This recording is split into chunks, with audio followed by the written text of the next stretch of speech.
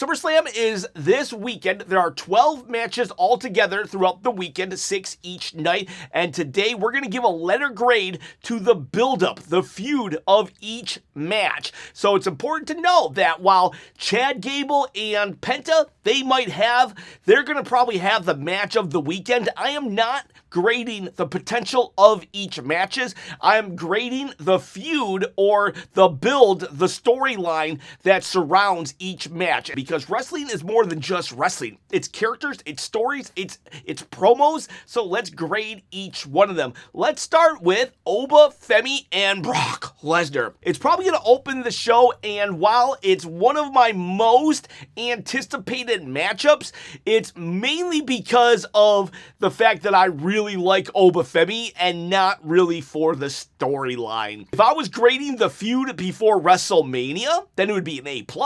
That was an A+ feud. But we're talking about from Clash in Italy to SummerSlam, and since then, this feud has been coasting on the greatness of the storyline before Mania. Because what has happened since Clash in Italy? Oba Femi lost, and then he came out and he talked smack about Brock Lesnar for a good couple weeks. Brock did nothing. Oba Femi won the King of the Ring, and then we finally had Brock come out. Brock said, talk crap, get hit, but he used the S word. He got a new t-shirt out of that. And after that, Oba was like, you know what?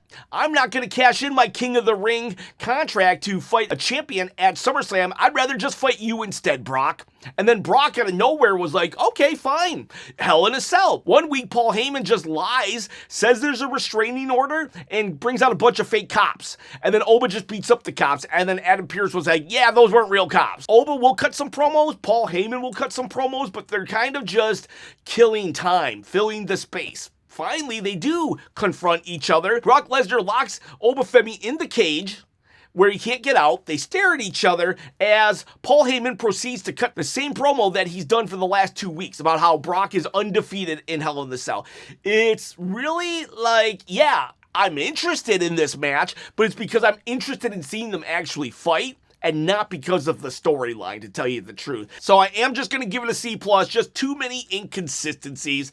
They're lucky, though, that the WrestleMania build was so good that they've been able to just coast, because that's honestly probably the only reason why it's still able to even be a C+, because I'm remembering how good it was just a couple months ago. Plus, I do appreciate that this is not that they have not thrown the word respect out one time. These are two wrestlers that don't like each other, and I like that in my wrestling. That said, I still think Oba should have went for the title, and Brock should have been his first challenger. Whatever, at least you boys and gals can still fight for this title on my shoulder. You see, at 30,000 subscribers on my quest to quit my day job, I'm gonna give it away. Like, for real, this is the contest that I am holding, and you can win it. All you gotta do is comment below and be a subscriber to this channel. It's not a toy.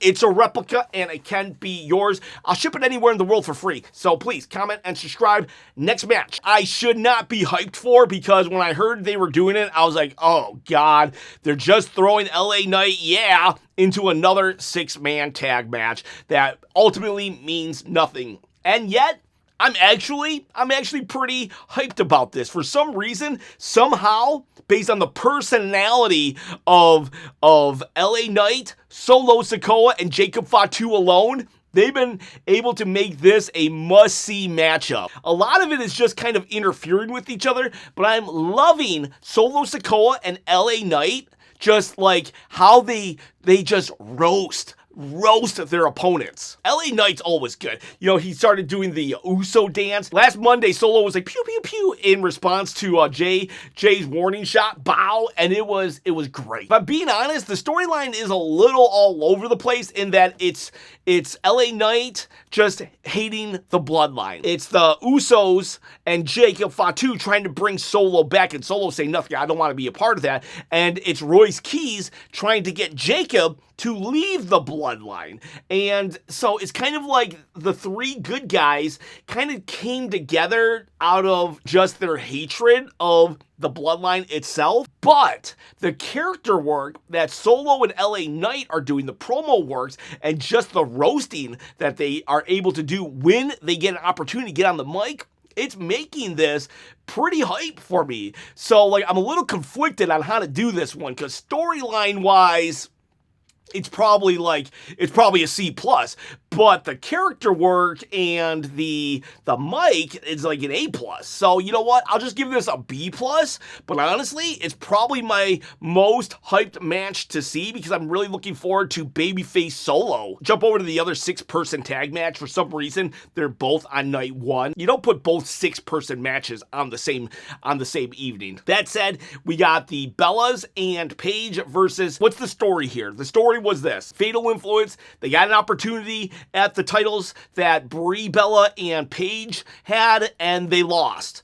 And then one day they were walking backstage, and they saw Paige and Brie Bella having a photo shoot, and they beat them up. And then they did a couple back and forths, like 50-50 booking. Sometimes Paige would win, sometimes Brie would lose, sometimes JC would win or lose, and you know, just whatever. Then for no reason whatsoever, Fatal Influence got a tag team rematch, even though they lost. They won that tag team rematch. There was a singles match where they beat up Brie Bella and Paige after the match, and Nikki came out. And Nikki was like, "You're going to beat up my girls? Well, let's have a 6-women tag match." So at this point, if you really think about it, if it was 50-50 booking when it was 2-on-3, now it should just be 100% booking on the favor of the Bellas and Paige, because they were holding their own before they evened things up. So now that it's even, they should just be dominant. Yeah, I'm going to give this F. This 6-women tag match is getting an F. Gunther versus Nick Aldis, honestly, this is probably the best build of any match. You cannot care about seeing Nick Aldis, the GM, wrestle, and you can hate Gunther as a wrestler as well. But the storyline leading into this makes a lot of sense. The only critique I can really think of is maybe this should have been Drew McIntyre instead of Gunther, because of the stuff that was happening earlier in the year. But, you know, Drew McIntyre, he's off to Hollywood because, well, WWE didn't treat him right. And Gunther has slotted in really well. It's been a slow process of, you know, Gunther comes to SmackDown and Nick Aldis, they're super happy to work with each other. But as Gunther loses and loses, he starts to place the blame on Nick Aldis. Nick Aldis, for his part, doesn't back down. But then Gunther starts trolling him with lawyers and stuff, and it's getting Nick more and more frustrated, to the point where Nick starts to kind of not give in to Gunther's demands, which then Gunther keeps losing. They get to a boiling point. Gunther puts his hands on Nick, but Nick, you know, he's no slouch, and he's a former wrestler, and as a man, he can't let that stand. And finally, after years and years of wanting to punch wrestlers in the face, finally, Gunther is the guy that he's like, fine, I'll take off my GM suit to punch this guy in the face. And that makes sense, because Gunther definitely has a punchable face. You know, the build has been good. The build is good, and it's logical as well. You know, when you had that moment of crashing out backstage, it made sense why Gunther would be mad. It made sense why Nick would put his hands on him. When Nick got suspended, but he made a match for Gunther to have a potential at a title shot, and then for Nick to come in and cost him the match by pulling the referee out as Gunther was about to pin someone, that was just Nick trying to get back at Gunther. Good. We don't have just stuff on the microphone talking. No, they're doing stuff to the other person to hurt the other person. And I like that. And then when we do have them have a contract signing and they're talking to one another, Nick lays it all out with just facts. He's like, Gunther, I've got nothing to lose here. I'm a guy who hasn't wrestled for 3 years. You lose to me, you lose everything. But then Gunther, on the other hand, he can add Nick to his list. Wrestlers he's retired. So, like, it advances Gunther the character while simultaneously advancing the feud that the two are in. So, honestly, this feud shouldn't be as well thought out as it is, but, like, I'm going to give the feud itself an A. And honestly, if you like European-style wrestling, this is probably going to be an A+ match as well. Liv Morgan, the Women's World Champion, versus Io Sky. Sky. We are currently at 102 days of Liv Morgan not defending her title, but this is not a review of her abysmal title reign. It's a review of this abysmal feud. Liv Morgan enters the Queen of the Ring so she can get a shot at a world title. She's currently the champion as she does this. So she makes it all the way to the finals just to lose to Io Sky. Now, she was cursed by Danhausen earlier in the night, but she loses pretty much clean. And then before Liv can even get up the ramp, Io's like, I challenge you. So, like, how am I supposed to be interested in this match when Io literally beats her and then says, I challenge you for that world title? Now, during the match, her knee was injured, kayfabe-wise, Io Sky. And then for the next 2 weeks on Raw, they beat up Io Sky, and the storyline I think was going to be her knee is damaged, and then they kind of just dropped it. Like, they stopped, like, Io Sky could run, she could do whatever she wants, there was nothing. And then we even kind of didn't even have them really on TV. Liv would be on TV with Judgment Day, but it was really inconsequential, her coming up matchup with Io Sky. And then eventually they brought them back together to fight each other when I think Liv went out to support Dominic Mysterio. And Danhausen is feuding with Dominic Mysterio. So to get revenge, he went and got Io Sky. So now the Women World Championship match is a backdrop player to Danhausen versus Dominic Mysterio in their feud over a bag of human monies. Okay, so that is your World Championship feud here. On Raw this week, Raquel Rodriguez did beat Sol Ruca for the Intercontinental title. During that matchup, Io Sky came out to help because Liv Morgan kept getting involved. Now, Io Sky completely fails because Raquel Rodriguez wins. But it does restart the knee injury angle because she does her running knee into Liv Morgan and hits the ring post. So I think they're picking that back up. Like, what is that storyline? Just beatdowns being background players to other people's matches? It's like, this is the World Championship. It's been nothing, a big nothing burger. So I'm going to give it an F. Now we do the most likely main event of Cody Rhodes versus CM Punk. This is babyface versus babyface. Cody lost to Sammy, and then Sammy lost to Punk. And then Punk gave a promo where Cody just came out and was like, let's have a match. And CM Punk was like, yeah, let's do this. So their feud literally is just that. Now, it does kind of start to crumble because on Saturday Night's Main Event, they did team up. They were fine, but CM Punk accidentally hit Cody with the title. Then Cody crashes out later in the night on social media. And now it did get interesting. In fact, it got hype. I was like, ooh, it went from a D feud to an A feud. But it has gone back down since then so we have that interaction and it's really good. I'm like, oh, I cannot wait. I cannot wait for SmackDown. And then the next day, again, not on SmackDown TV, but on the kickoff show for SummerSlam, that it's 2 weeks before SummerSlam, CM Punk was like, yesterday was an accident, but this isn't. He pie faces him. Cody Rhodes says, don't call me brother. That wasn't an accident. All these things, right? So it's building. But then they get to SmackDown. And it all went out the window. Cody was like, yeah, I believe it was an accident now. You're my brother. I love you. I don't like you, but I love you. And then they started referencing a promo from a couple years ago that they had. Now, granted, that promo from a couple years ago was like amazing and awesome, and I would have loved for them to fight each other there, but they didn't. They kicked it down the road, and by kicking this feud down the road so much, I no longer care. So now they're having a promo to reference a promo from 2 years ago. They allude to AEW, but because they can't say AEW, it doesn't really land as hard.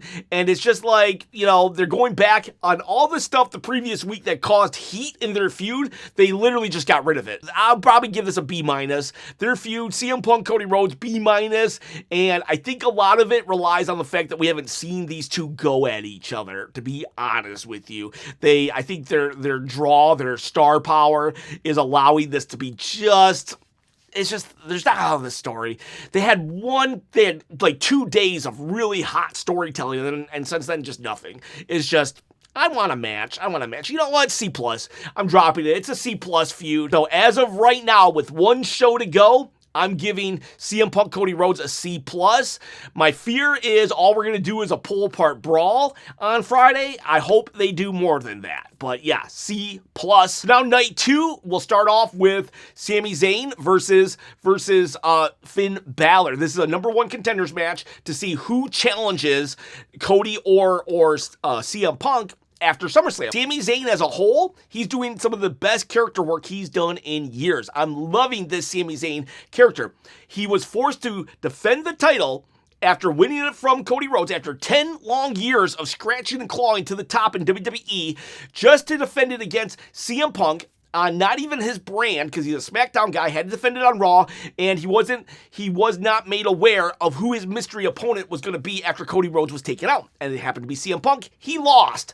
Then he was in a tag team match to see if his team won, him and Gunther, they could get the pin, they would be inserted into a fatal 4-way. But Nick Aldis attacked Gunther, so Sami Zayn just keeps getting screwed and screwed and screwed. And Adam Pearce says, I'll tell you what, if you can win a number 1 contenders match, well, you get a title shot. And Sami's like, how's that even fair? Like, everybody else can just walk up and say win, but I gotta win a match. And Adam Pearce is like, take it or leave it. And Sami's like, fine, I'll take it. So Sami Zayn's character is an A+. Now, Finn Balor comes to SmackDown. He gets on a little winning streak. He won 2 matches. Now, that is a winning streak for Finn Balor, who for the last, 8 years has been known as Pin Balor, in that he takes all the pins. So, literally 2 to 3 matches in a row is like the Knicks winning the World Championship this year. Just goes on a hot streak. And Finn Balor wins a number 1 contenders match. And so, that's the storyline here. And Finn Balor, it's nice to see him winning. So, I'm going to give Finn Balor character a B right now. So you got 2 characters who are doing just fine, but when it comes to them facing each other, they have not interacted one time because there is no storyline here. There's legit no storyline. The storyline might be for Sami. I want a rematch for a title I should have lost, and the storyline might be for Finn Balor saying I need a redemption because 10 years ago I had to give up my Universal title because of injury. So individually they might have a story, but when it comes to them with each other, zero story. So I'm going to give this storyline a D+. And the only reason why it gets a D+ is because individually, I am invested in them individually. But as a matchup itself, there's nothing that has made these two at each other's throat. The women's ladder match for the interim world title. Rhea Ripley could not defend her belt, so they decided to just not strip her of the belt, but make a new belt. And I mean, honestly, if they think that she'll be back in 100 days, why not just keep the belt on her, not make it an interim championship? Because, I mean, Liv Morgan hasn't defended in 100 days. So, yeah, so right off the get, I don't like it. I don't like an interim championship. I honestly feel they should have just stripped her of the title. That said, let's look at the participants. We got ourselves a mystery opponent right now. So we're going to kind of just not really bring that into play here. The participants are Jade Cargill and Charlotte Flair, who honestly have been feuding with each other left and right. If those two were just having a one-on-one match, I'd probably give their feud an B plus A minus. Honestly, they've been at each other's throat. I feel like they really don't like each other, trying to one up each other. They've been kind of like crossing paths here and there for actually a year or two even now. And so I've been wanting to see this matchup. But unfortunately, it's not a one-on-one match, and they've been shoehorned into a ladder match for the interim title. Who are the other participants? You got Tiffany Stratton, who is your US champion, and then you got Chelsea Green. Now, those two, once upon a time, were feuding, but now they're besties.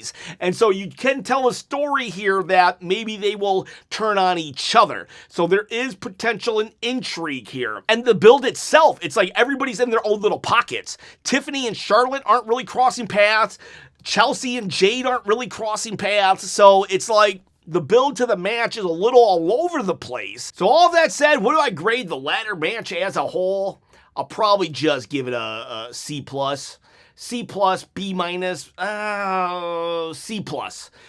If there was more interaction between all the participants, maybe, but it's kind of like they're all little islands onto themselves. But the Charlotte Jade feud is actually what is making this not a D. Let's do Trick Williams versus Baron Corbin. Yeah, this is an F. This is a big old F. Now, I love Trick Williams, but what is the storyline right here? The real storyline that they've been building for almost since, February or March has been Trick Williams and Carmelo Hayes. But when those two did actually meet up on a SmackDown, Baron Corbin just came out of nowhere. He hasn't been part of the WWE in, 2 or 3 years? He comes out of nowhere, interferes with Trick Williams. They cut video promos on each other where Baron Corbin is just yeah, I'm just coming to beat up everybody. He doesn't even have a specific reason why he wants to beat up Trick Williams. And then after SmackDown went off the air last week, Baron Corbin just attacked Trick Williams again, and Trick challenged him for the title. So here you got a guy who hasn't even been part of WWE in years, hasn't even had one match since returning on main TV. He's suddenly in a match with Trick Williams. The story, it makes no sense other than I attacked you, but there's no reason for the attack even. I don't even think he was really gunning for the US Championship in the promo he said. He was just kind of gunning for everybody because everybody was weak and soft now. So yeah, no story here. The Gingerbread Man story was way leagues better than the Baron Corbin Trick Williams story. F. I've given a lot of Fs out. I didn't think I was going to give this many Fs. I didn't think I was going to give one F out.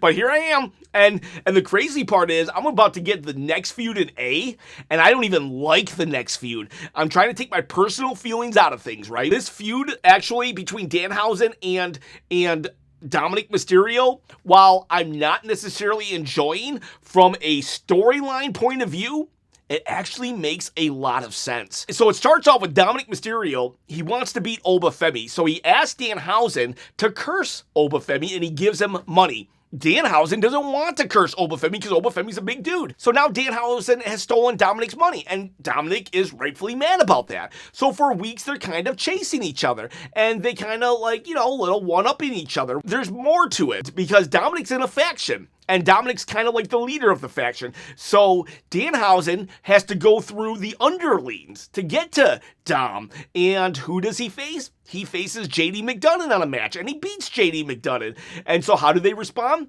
Danhausen, he has himself a concert, and even though that was one of the worst segments that I can ever remember, Danhausen was having fun. So what does Dominic Mysterio do? He attacks him. At one point, Danhausen has a jersey because he was doing all these things with the New York Knicks. Dominic Mysterio sees that he values the jersey, so he steals the jersey, wipes his nose on it. I gotta say that the storytelling is consistent.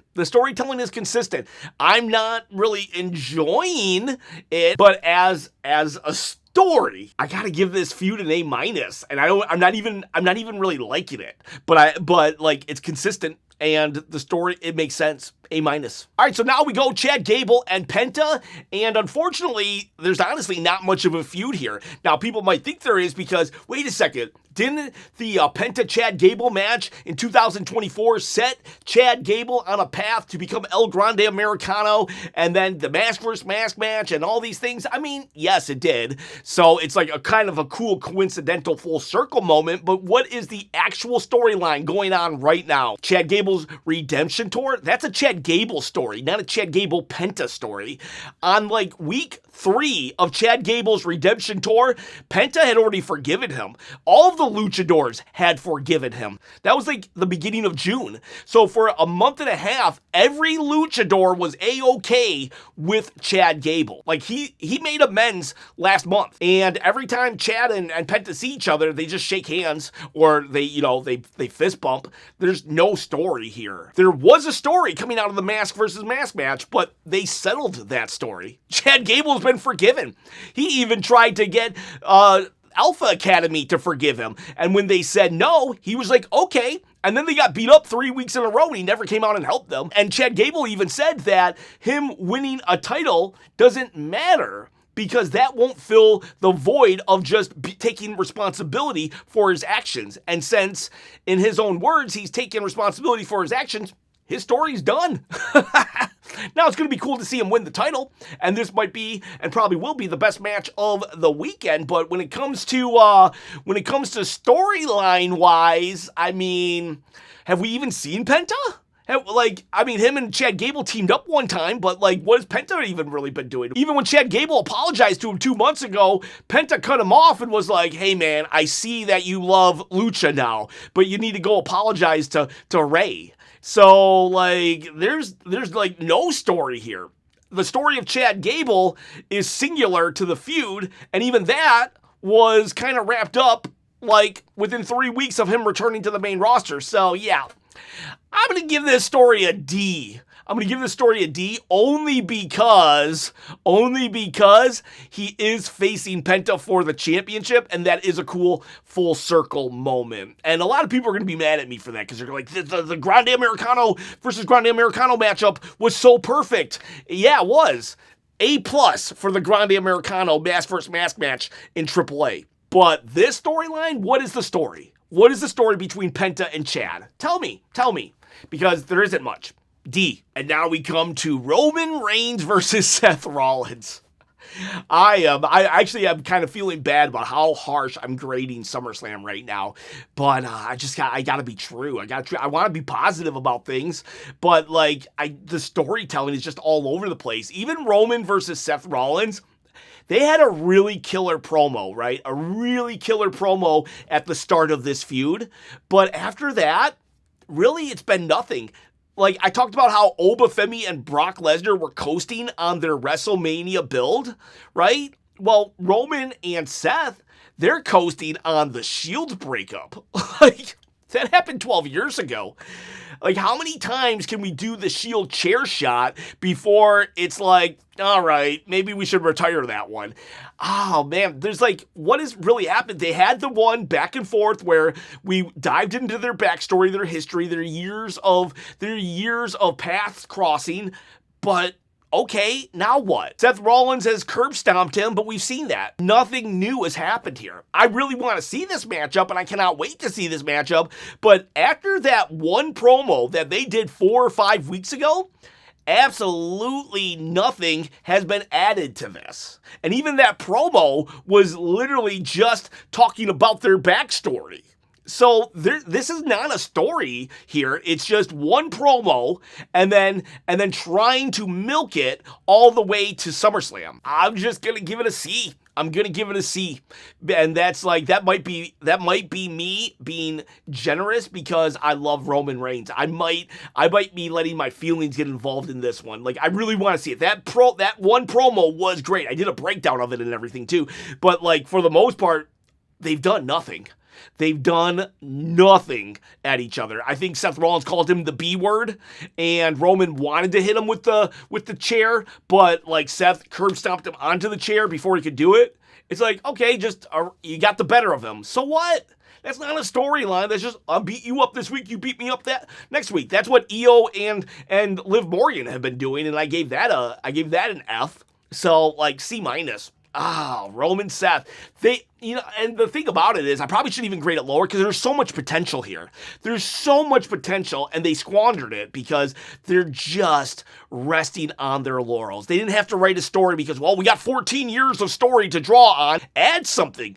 Let's make more story. Let's add some story beats to their 14 years of story. Let's not just only rely on the past. Let's start making some future memories while we're here in the present. But man, C-.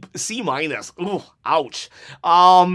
Yeah, this is this SummerSlam. I'm gonna like it. I'm hyped for the card, but I'm not hyped for the build. All right, boys. All right, girls. Let me know your comments and what you're hyped for in the comments below. See you. Bye.